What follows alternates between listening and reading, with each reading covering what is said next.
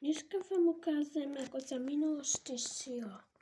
Tu sú samé látky, tu sú nožice, tuto sa dá všetko pichnúť. Ešte tu je tú pichatku. Vidíte? Toto stalo veľa. Teraz vám ukážem, ako sa šilo v minulosti. Dáme tú látku. Pozrime sa, ako to vypadalo. Toto je teraz jednoduché zasiť. Tak, toto zasijeme.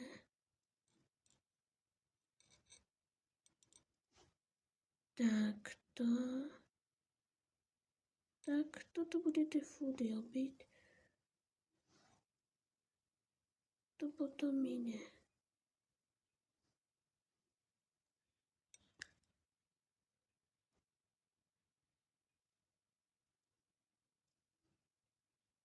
Už to pomaly ide, pomaly sa nám to kazí.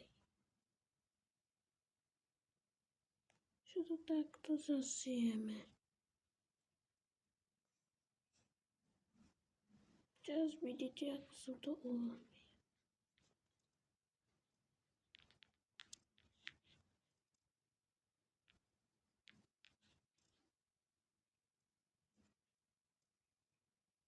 Tak sa nám to pokazilo. Ešte takéto nosili dievčatá v minulosti. Na juhu. Takto sa v minulosti nosilo na juhu.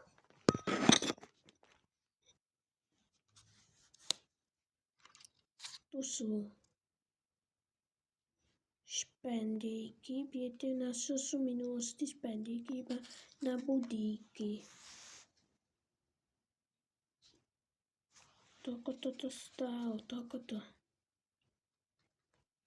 Viete, kedy pejkači roku 12, 13. To bolo veľmi dávno.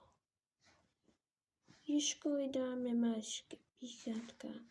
A kde sú takéto špendíky, teraz to je na osobu. Viete?